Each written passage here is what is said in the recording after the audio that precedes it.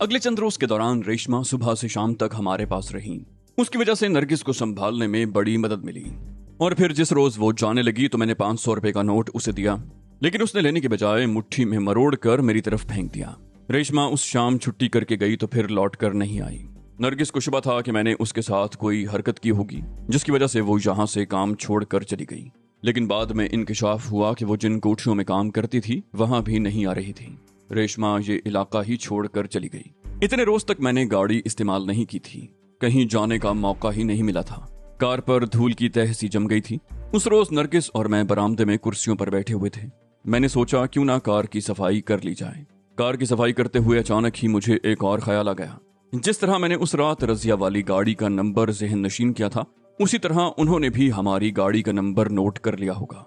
वो दोनों तो शेरटन से ही हमारे पीछे लग गए थे और जाहिर सी बात थी कि पीछा करते हुए उन्होंने मेरी कार का नंबर जरूर नोट किया होगा। जिस तरह मैंने उनकी गाड़ी के नंबर के जरिए उनकी तलाश का मंसूबा बनाया था, उसी तरह ये बात उनके जहन में भी आई होगी। ये ख्याल आते ही मेरे दिमाग में सनसनी की एक लहर सी दौड़ गई। उस रात वो दोनों हमसे बुरी तरह पिटे थे। जिस तरह नरगिस अब तक चोटें सहला रही थी, मुमकिन है उसी तरह वो भी अभी तक उसी मार के असरात से न संभले हों। और जैसे ही संभलेंगे उन्हें मेरी कार की तलाश का ख्याल भी आएगा।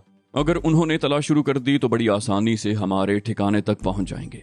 लेकिन काफी सोच विचार के बाद मैंने इस ख्याल को जहन से झटक दिया। मेरे ख्याल में हमारे इस ठिकाने तक पहुंचना उनके लिए आसान नहीं होगा। मैंने जिस शख्स से ये कार खरीदी थी, उसने भी ये कार किसी शोरूम से नहीं बल्कि एक और ऐसे आदमी से खरीदी थी जो कार और अपना मकान भी बेचने के बाद कोयटा चला गया था। इस तरह ये कहा जा सकता था कि अगर रजिया वगैरह नंबर प्लेट के जरिए मार्गला के पहले और असल खरीदार का नाम मालूम कर भी लें तो उनकी तलाश का सिलसिला वहीं खत्म हो जाएगा। और इस तरह मैं मुतमईन हो गया कि वो इस कार के जरिए मुझ तक नहीं पहुंच सकते। ताहम एहतियात जरूरी थी, और ये एहतियात इस तरह की जा सकती थी कि इस कार को अब बाहर न निकाला जाए या कम से कम इस्तेमाल किया जाए। कार साफ करने के बाद मैंने ड्राइविंग सीट उठाकर उसके नीचे से वो पिस्तौल निकाल लिया जो उस रात जिमी से छीना था। जब हम लाहौर से चले थे तो मेरे पास कुछ नहीं था। सोचा था कि कराची से कोई पिस्तौल या रिवॉल्वर खरीदूंगा, लेकिन मुझे मौका ही नहीं मिला। ऐसी चीजों की खरीदो फरोख्त के लिए ज़ेरे ज़मीन दुनिया के लोगों से राब्तों का होना जरूरी है, और यहाँ अभी तक मेरा किसी से राब्ता नहीं हुआ था। मगर इत्तेफाक से ये पिस्तौल हाथ लग गया था। मैं पिस्तौल लेकर बरामदे में आ गया और पिस्तौल को उलट पलट कर देखते हुए नरगिस से बातें करने लगा। नरगिस ने पूछा, ये पिस्तौल कहाँ से आया? मैंने कहा, उस रात जिमी से छीना था। इसे मैंने कार की सीट के नीचे छुपा दिया था। बहुत अच्छी चीज है, मुझे इसकी जरूरत भी थी। नरगिस कोई जवाब देना चाहती थी, लेकिन उसी वक्त कॉल बेल बज उठी। मैंने गेट की तरफ देखा। गेट की झर्री से किसी औरत का लिबास दिखाई दिया था। मैं उठकर गेट की तरफ चल पड़ा। वो दुबली पतली मरियल सी औरत थी। उम्र अगरचे 40 से ज्यादा नहीं थी, लेकिन हालात ने उसे वक्त से पहले बूढ़ा कर दिया था। उसके नहीफ से बदन और चेहरे को देखकर बाआसानी अंदाजा लगाया जा सकता था कि उसकी जिंदगी का ज्यादा हिस्सा फाका कशी में गुजरा है। उसने जो लिबास पहन रखा था वो उसके जिस्म पर बहुत ढीला था। जाहिर है उतरन तो ऐसी ही होती है, या जिस्म उसमें फंस कर रह जाता है या इस तरह ढीला ढाला जैसे थैला चढ़ा हो। वो मासी थी जो काम की तलाश में आई थी। रेशमा के जाने के बाद घर के सारे काम मुझे और नरगिस को ही करने पड़ रहे थे। उस औरत ने खुले हुए गेट से बरामदे में बैठी हुई नरगिस को देख लिया था। मैंने भी उसे अंदर आने के लिए रास्ता दे दिया। नरगिस ने उसका मुख्तसर सा इंटरव्यू किया और फौरन ही उसे दिन भर के काम पर रख लिया और फिर उसे काम समझाने लगी। सबसे पहले उससे चाय बनवाई और फिर सफाई पर लगा दिया। चाय वाकई उसने खुश जायका बनाई थी। इससे अंदाजा हुआ कि वो खाना भी अच्छा बनाती होगी। नरगिस बोली, कैसी लगी तुम्हें ये? मैंने कहा, अच्छी है, बहुत अच्छी। नरगिस ने जोरदार कहका लगाया। मैंने उसे घूरा, कहा, क्या हुआ? मैंने कुछ गलत कह दिया? इतनी अच्छी चाय कई रोज के बाद पीने को मिली है। नरगिस ने हंसी जब्त करते हुए कहा, मैं चाय की नहीं मासी की बात कर रही हूँ। मैंने कहा, ओ तेरी, मासी का ज्यादा ताल्लुक तो तुमसे ही रहेगा, इसलिए ये फैसला भी तुम्हें ही करना है कि वो कैसी है। नरगिस ने कहा, तुम्हें पसंद नहीं आई?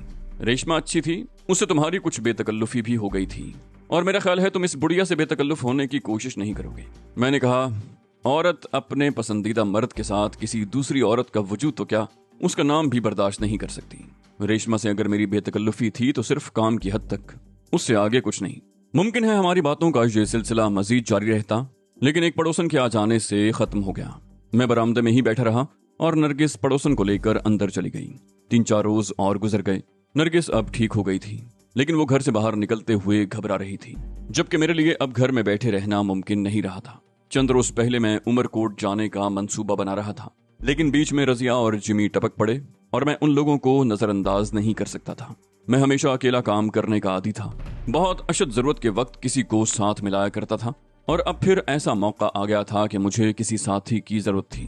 कराची में रजिया के साथियों से निपटने के लिए मुझे कम से कम 2 आदमियों की जरूरत थी, और काबिल भरोसा आदमियों को तलाश करने के लिए ज़ेरे ज़मीन दुनिया में झांकने की जरूरत थी। ऐसे आदमी वहीं मिल सकते थे। अब तक मैं इस शहर से अच्छी तरह वाकिफ हो चुका था, और मुझे ये भी पता चल गया था कि मनशियात के धंधे किन इलाकों में होते हैं। यूं तो गुलशन इकबाल, क्लिफ्टन और डिफेंस के इलाके मनशियात के स्मगलरों की आमाजगाह बने हुए थे, लेकिन उन इलाकों में बड़े मगरमच्छ रहते थे और उन तक बराह रास्त पहुंचना आसान नहीं था। वैसे दूसरों से पंगेबाजी की मुझे जरूरत भी नहीं थी। फिलहाल तो मैं रजिया वाले सिंडिकेट से निपटना चाहता था, और इसके लिए मुझे कम से कम 2 आदमियों की जरूरत थी। लियारी और बगदादी ऐसे इलाके थे जहां मनशियात फरोशी का यह घिनौना धंधा उरूज पर था। हेरोइन की सबसे ज्यादा खेप इन्हीं इलाकों में थी, जहां मनशियात फरोशों के लातादाद अड्डे थे, और ये बिजनेस बड़ी आजादी से हो रहा था। पुलिस को भी सबसे ज्यादा कमाई इन्हीं इलाकों से होती थी। उस रोज रात 8 बजे के करीब मैं अपनी इस नई मुहिम पर निकल खड़ा हुआ। ऐसे सारे धंधे शाम का अंधेरा फैलने के बाद ही होते हैं, और मुझे उम्मीद थी कि आज रात मुझे आगे बढ़ने का रास्ता मिल जाएगा। करोड़पति होटल वाले चौराहे पर बड़ी रौनक थी। मैंने टैक्सी छोड़ दी और इधर उधर टहलता रहा। मेरी नजरों को किसी ऐसे आदमी की तलाश थी जिससे मैं कुछ मालूम कर सकूं। मैं हर शख्स को शक की निगाह से देख रहा था। बाज लोग मुझे भी मुश्तबा नजरों से घूर रहे थे। मेरा हुलिया ऐसा था कि मुझ पर आसानी से पुलिसमैन या किसी एजेंसी का कोई आदमी होने का शुबा किया जा सकता था, और शायद इसीलिए बाज लोग मुझे मुश्तबा नजरों से देख भी रहे थे। और आखिरकार एक आदमी मेरी नजरों में आ गया। वो दुबला पतला सा था, कद 5.5 फुट के करीब होगा, 2-3 का बड़ा हुआ शेव, सर के बाल बेतरतीबी से बड़े हुए जैसे कई महीनों से हजामत न बनवाई हो, मैली सी जीन्स जो उसके बगले जैसी पतली पतली टांगों से चिपकी हुई थी, नीले गहरे रंग की शर्ट थी, उसके बाएं कान में चांदी की बाली और पैरों में हवाई चप्पल थी। पैर गर्द में अटे हुए थे, उसकी रंगत तवे की तरह स्याह थी। उस शख्स ने एक 3 इंच चौड़े स्ट्रैप की मदद से गले में एक कबाट लटका रखा था, जिसमें पान बनाने का सामान और सिगरेटों के पैकेट रखे हुए थे। वो इस तरह घूम फिर कर पान और सिगरेट बेचता था, और मुझे शुबा था कि पान सिगरेट की आड़ में वो पुड़ियां भी फरोख्त कर रहा था। मैं चंद गज का फासला देकर उसके पीछे चलता रहा, और थोड़ी देर बाद ही मेरे शुबे की तस्दीक हो गई। वो एक जगह रुक गया। एक मवाली भी उसके करीब आकर रुका था। उसकी हालत ऐसी थी कि अब गिरा के तब गिरा। मैले चीकट कपड़े, कमीज का गिरबान नीचे तक फटा हुआ था, एक आस्तीन भी गायब थी, सर के बाल बेतहाशा बड़े हुए थे, कई रोज से शेव भी नहीं बना था, पैरों हाथों और चेहरे पर मैल जमा हुआ था। उसने महीनों से हाथ मुंह नहीं धोया होगा। हीरोइन के आदी वैसे भी पानी के करीब जाते हुए घबराते हैं। उस शख्स ने मुट्ठी में दबे हुए कुछ नोट कबाट वाले की मुट्ठी में दबा दिए। कबाट वाले ने नोट जीन्स की जेब में डालकर मोहतात निगाहों से इधर उधर देखा।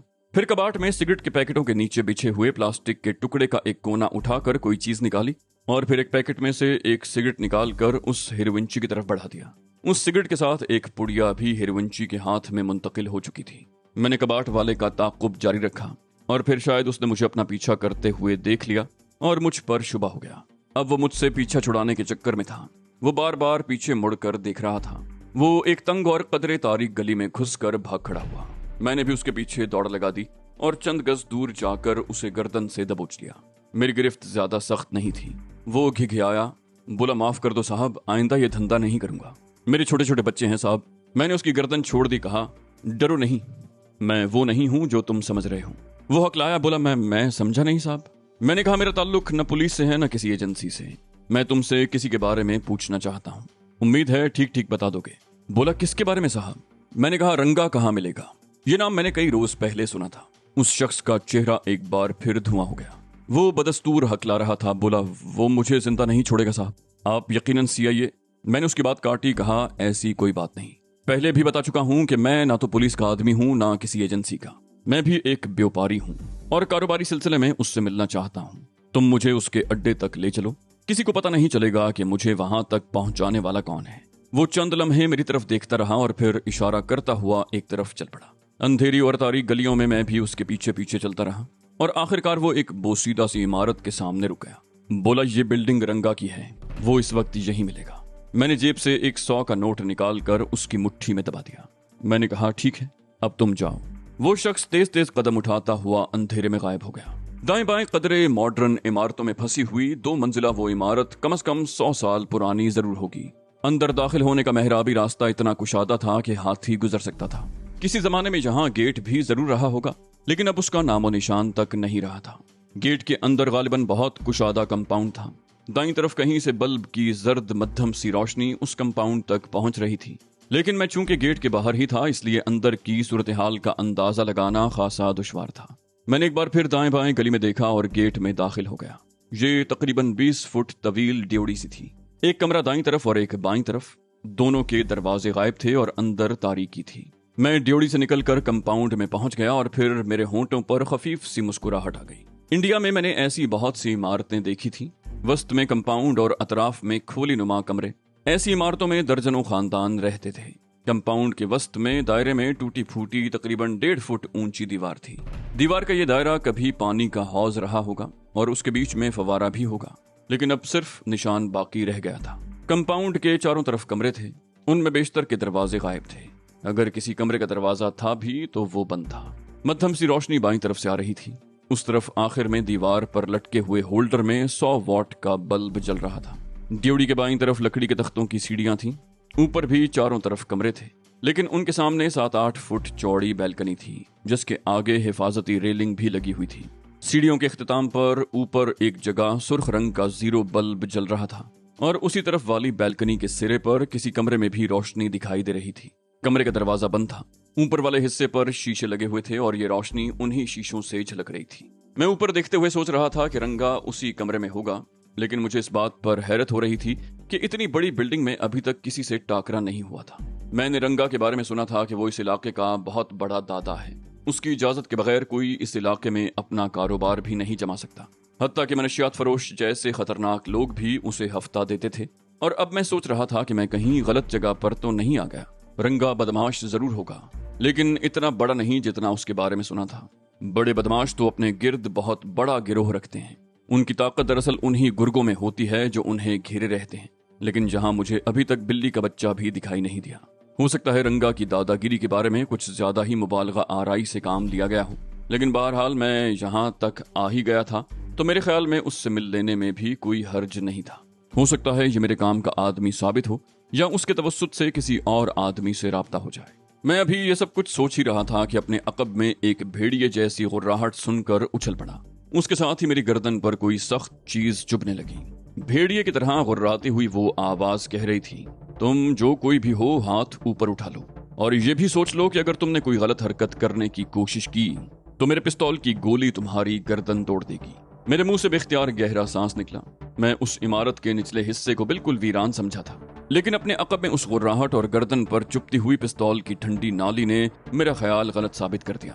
और मैं भी इस कदर गाफिल साबित हुआ था कि उस शख्स के आने की आहट तक महसूस न कर सका। वो शख्स न जाने तारीकी में किस तरफ से निकलता हुआ मेरे सर पर पहुंच गया था। वो गुर्राहट दोबारा सुनाई दी। सुना नहीं तुमने? उसके साथ ही गर्दन पर पिस्तौल की नाल का दबाव भी बढ़ गया। मैंने दोनों हाथ सर से ऊपर उठा दिए। उस शख्स ने पिस्तौल मेरी गर्दन से लगाए रखा और दूसरे हाथ से मेरा लिबास थपथपाने लगा। मेरी पतलून की हिप पॉकेट में पिस्तौल मौजूद था जो उसने निकाल कर अपनी जेब में डाल दिया। गुर्राहट दोबारा सुनाई दी, कौन हो तुम? यहाँ आने का मकसद? मैं जाहिर है किसी गलत इरादे से यहाँ नहीं आया था, न ही दंगा फसाद करने की मेरी कोई नीयत थी। लेकिन मैंने उस शख्स को 2 हाथ दिखाने का फैसला कर लिया जिसने तारीकी से निकलकर मुझे पिस्तौल की जद पर ले लिया था। पिस्तौल की सर्द नाल अब भी मेरी गर्दन को छू रही थी। मैंने लंबा सांस लिया और गर्दन को एक तरफ झुकाता हुआ बड़ी तेजी से नीचे झुक गया। वो एक लम्हे को बदहवास सा हो गया। उसका पिस्तौल वाला हाथ भी हवा में मौल्लक हो गया। मैंने बर्क रफ्तारी से घूमकर एक हाथ उसके पिस्तौल पर डाला और दूसरा हाथ उसकी गर्दन पर डालकर तेजी से नीचे झुकता चला गया। वो मेरे ऊपर से होता हुआ धप से पुश्त के बल मेरे सामने गिरा। पुख्ता फर्श पर इस तरह गिरने से उसे यकीनन चोट लगी थी और उसके मुंह से कराह खारिज हुई थी। उसका पिस्तौल मेरे हाथ में रह गया था। उस शख्स ने उठने की कोशिश की तो मैं उस पर पिस्तौल ताने गुर्राया, अपनी जगह से हरकत मत करना वरना खोपड़ी उड़ा दूंगा। वो अपनी जगह बेहिस्सो हरकत होकर रह गया। वो पुश्त के बल पड़ा था और उसके दोनों बाजू अतराफ में फैले हुए थे। मैंने कहा, मैंने तो सुना था कि रंगा ने अपने गिर्द बहुत मजबूत हिसार बना रखा है, मगर तुम तो बहुत बौंगे निकले। वो शख्स बोला, तुम जो कोई भी हो अपने पैरों पर इस फाटक से बाहर नहीं जा सकोगे। अगर तुमने ऐसी कोई कोशिश की तो गोलियों से भून दिए जाओगे। मैंने पुरसुकून लहजे में कहा। तुम्हारे खोखले लहजे में धमकी का तासुर भी नहीं है कि मुझ जैसा आदमी खौफजदा हो, लेकिन मैं यहाँ किसी बुरी नीयत से नहीं आया। अगर मेरा इरादा कुछ और होता तो तुम्हारे जिंदा फर्श पर गिरने की बजाय तुम्हारी लाश गिरती। अब उठकर खड़े हो जाओ, मगर ये बात ज़हन नशीन रहे कि तुम कोई शरारत नहीं करोगे। वो शख्स उठकर खड़ा हो गया। मैंने पिस्तौल उसकी तरफ बढ़ा दिया। मैंने कहा, ये लो और इसे इस्तेमाल करना भी सीख लो। इस किस्म के खिलौनों को सही तरीके से पकड़ा भी न जाए तो ये अपने लिए ही खतरनाक साबित होते हैं। वो मेरे सामने था। उसके चेहरे पर मध्यम सी रोशनी पड़ रही थी। उसकी आंखों में शदीद उलझन के तासुरात थे। मैंने कहा, क्या सोच रहे हो? ये अपना पिस्तौल ले लो और मेरा पिस्तौल मुझे वापस कर दो। उस शख्स ने मेरे हाथ से पिस्तौल ले लिया, लेकिन मेरा पिस्तौल वापस नहीं किया। मैंने हाथ आगे बढ़ाया, कहा, मेरा पिस्तौल वापस कर दो। वो बोला, मिल जाएगा, लेकिन पहले ये बताओ कि कौन हो तुम और यहाँ आने का मकसद। हम पुलिस और CIA के सारे ही लोगों को जानते हैं, मगर तुम शायद नए आए हो। मैंने कहा, नहीं, मेरा ताल्लुक ना पुलिस से है और ना CIA से। मैं तो बस रंगा से मिलना चाहता हूँ। वो शख्स बोला, झूठ बोलते हो तुम। उसके साथ ही उसका पिस्तौल मेरी तरफ उठ गया। बोला, इस इलाके में आने वाला हर अफसर, खा उसका ताल्लुक पुलिस से हो या किसी एजेंसी से, ये दावा करता है कि वो 24 घंटों के अंदर अंदर रंगा दादा को सलाखों के पीछे पहुंचा देगा या वो ये इलाका छोड़कर भाग जाएगा। ऐसे दावे करने वाले अफसर रंगा दादा तक पहुंचने के लिए मुख्तलिफ तरीके इख्तियार करते हैं और तुम। मैंने उसकी बात काटी, कहा, तुम गलत सोच रहे हो। मैंने कहा ना, मेरा पुलिस से या किसी एजेंसी से कोई ताल्लुक नहीं है। मैं एक कारोबारी सिलसिले में रंगा से मिलना चाहता हूँ। इसमें फायदा रंगा का ही है। अगर उससे मेरी मुलाकात न हुई तो रंगा को भारी माली नुकसान उठाना पड़ेगा और उसकी तमाम जिम्मेदारी तुम पर होगी। और जब रंगा को पता चलेगा तो सोच लो तुम्हारा क्या हशर होगा। मेरा ये हरबा काम कर गया। वो चंद लम्हे मेरी तरफ देखता रहा, फिर उसने उल्टे हाथ की 2 उंगलियां मुंह में डालकर सीटी बजाई। उसके सिर्फ 1 मिनट के बाद गली से एक आदमी फाटक में दाखिल हुआ। उसके हाथ में भी पिस्तौल था। रंगा के बारे में मेरे ख्यालात एक बार फिर बदलने लगे। इस इमारत को वीरान पाकर मैं यही समझा था कि रंगा कोई छोटा मोटा बदमाश है जिसने अपने बारे में जरूरत से ज्यादा प्रोपेगेंडा कर रखा है ताकि इलाके के लोग उसके दबाव में रहें और उसे हफ्ता मिलता रहे। लेकिन अब मेरे ख्यालात तब्दील हो रहे थे। इमारत में दाखिल होने के कुछ देर के बाद एक शख्स ने मुझे पिस्तौल की जद पर ले लिया और अब ये दूसरा शख्स जो सिग्नल पाकर अंदर आ गया था। मुझे यकीन था कि यह शख्स शुरू से ही बाहर गली में किसी जगह मौजूद रहा होगा और उसने मुझे अंदर आते हुए भी जरूर देखा होगा, मगर मुदाखलत नहीं की। इसका मतलब था कि रंगा ने अपनी हिफाजत का माकूल बंदोबस्त कर रखा था। नौवारिद ने अपने साथी को उसके नाम से मुखातिब करते हुए कहा, क्या बात है शिकरे, कौन है ये? उसके हाथ में पकड़े हुए पिस्तौल का रुख भी मेरी तरफ था। शिकरे ने कहा, ये रंगा दादा से मिलना चाहता है, कहता है फायदे की बात है। नौवारिद मुझसे मुखातिब हुआ, बोला, की वे दादा से क्यों मिलने का है, क्या काम है, हमको बोलें। मैंने कहा, मुझे जो कुछ बोलना है रंगा से ही बोलूंगा। तुम लोग मामले को बिला वजह बिगाड़ने की कोशिश कर रहे हो। अगर रंगा से मिलना ऐसा ही मुश्किल है तो ठीक है, मैं वापस चला जाता हूँ। उससे मुलाकात के लिए किसी और मौके पर कोई और तरीका इख्तियार करूंगा। उस शख्स ने कहा, ऐसा कैसा वापस चले जाए गाड़े, खड़ा खड़ा बताओ तुम कौन है। झूठ बोलेगा तो अपना नारियल घूम जाएगा, और जब टेडी का नारियल घूमता है ना तो समंदर से ज्यादा खौफनाक तूफान आता है। इलाका बंद हो जाता है, लोग फ्लैटों का खिड़की से झांकने का हिम्मत भी नहीं करते। मैंने गहरी नजरों से उसकी तरफ देखा। वहां अगरचे रोशनी बहुत कम थी, मगर उस वक्त तक मेरी आंखें उस माहौल से मानूस हो चुकी थी और मैं बखूबी उसका जायजा ले सकता था। उसने अपना नाम टेडी बताया था और मेरे ख्याल में उसके लिए यही नाम मुनासिब था। पस्ता कामत, कसरती बदन, स्याह रंगत और घुंघरियाले छोटे बाल। वो कोई स्याह फाम ही लगता था। उसने डार्क कलर की तंग पाइंचों की पतलून और टी शर्ट पहन रखी थी। उसका गहरे रंग का ये लिबास भी तारीकी का एक हिस्सा बन गया था। मैंने बारी बारी दोनों की तरफ देखते हुए पुरसुकून लहजे में कहा, देखो, मैं बिजनेस के सिलसिले में रंगा से मिलने आया हूँ, लेकिन तुम दोनों ने बिला वजह एक मसला खड़ा कर दिया है। मेरा पिस्तौल तो पहले ही तुम्हारे पास है। मजीद इत्मीनान के लिए तुम मेरी तलाशी ले सकते हो, और वैसे अगर मेरी नीयत बुरी होती तो मैं तुम्हें बेबस कर चुका होता। मेरा रास्ता कोई नहीं रोक सकता। आखिरी अल्फाज मैंने शिकरे से कहे, और अब भी अगर मैं चाहूं तो तुम दोनों भी मेरा रास्ता नहीं रोक सकते। टेडी घुर्राया, अड़े तड़ी मत दौड़े। मेरा लहजा अब भी पुरसुकून था। मैंने कहा, मैं तड़ी नहीं दे रहा, वैसे तुम बहुत गर्मजोश हो। रंगा को तुम जैसे ही आदमियों की जरूरत है, लेकिन गर्मजोशी हर जगह काम नहीं देती। जरा ठंडे दिल से सोचो, कहीं तुम रंगा का काम तो नहीं बिगाड़ रहे मुझे रोककर। टेडी कुछ कहना चाहता था, लेकिन शिकरे ने उसके कंधे पर हाथ रखकर उसे जबान खोलने से बाज रखा। वो टेडी के मुकाबले में माकूल आदमी था और मेरे अब तक के रवैये ने भी उसे बड़ी हद तक मुतासिर किया था। उसने बलोची जबान में टेडी से कुछ कहा। टेडी ने भी उसी जबान में जवाब दिया और फिर वो तकरीबन 2 मिनट तक बलोची जबान में आपस में बातें करते रहे। मेरे पल्ले एक लफ्ज भी न पड़ा। अलबत्ता 2 मरतबा रंगा का नाम समझ में आया। टेडी आखिरकार मेरी तरफ देखते हुए बोला, चलो ड़े, लेकिन हम तेरे को पहले बोल देता हूँ कि अगर कोई गड़बड़ किया तो इधर ही तेरा मकबरा बनाऊंगा। फिर आगे बढ़ने से पहले मजीद इत्मीनान के लिए मेरी तलाशी लेना जरूरी समझा। उसने मेरी जेब से नोटों का बंडल भी निकाल लिया। सीढ़ियां चढ़ते हुए लकड़ी के तख्ते कदमों के नीचे चरचरा रहे थे। मुझे अंदेशा था कि कोई तख्ता टूट न जाए। ऐसी सूरत में हड्डियों की सलामती की जमानत भी नहीं दी जा सकती थी, लेकिन वो तख्ते खासे मजबूत थे। उन्होंने सिर्फ चरचराने की हद तक ही एहतजाज किया। ऊपर पहुंचकर वो बैल्कनी में सीधे चलते रहे। टेडी ने अब भी मुझे पिस्तौल की जद पर ले रखा था। हम गैलरी के आखिर में उस दरवाजे के सामने रुक गए जिसके ऊपर वाले हिस्से से रोशनी झलक रही थी।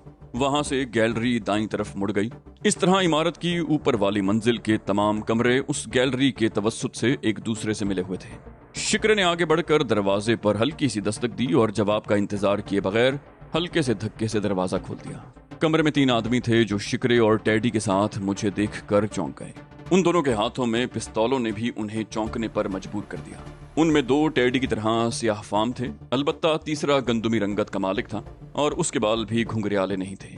उस शख्स ने टेडी की तरफ देखते हुए बलोची जबान में कुछ पूछा, जिसका जवाब भी टेडी ने बलोची जबान में ही दिया। वो शख्स उठकर खड़ा हो गया। चंद लम्हे गहरी नजरों से मेरी तरफ देखता रहा, फिर इस तरह सवाल करने लगा जैसे मैंने यहाँ आकर कोई बहुत बड़ा जुर्म किया हो। मुझे अंदाजा हुआ कि रंगा से मिलने की कोशिश करना ऐसा ही था जैसे कोई आम आदमी सूबे के हाकिम आला से मिलने की कोशिश करे। उसने एक बार फिर वही सवाल दोहराया, तुम रंगा दादा से क्यों मिलना चाहते हो? मैंने झुंझलाकर कहा, ये मैं रंगा को ही बताऊंगा।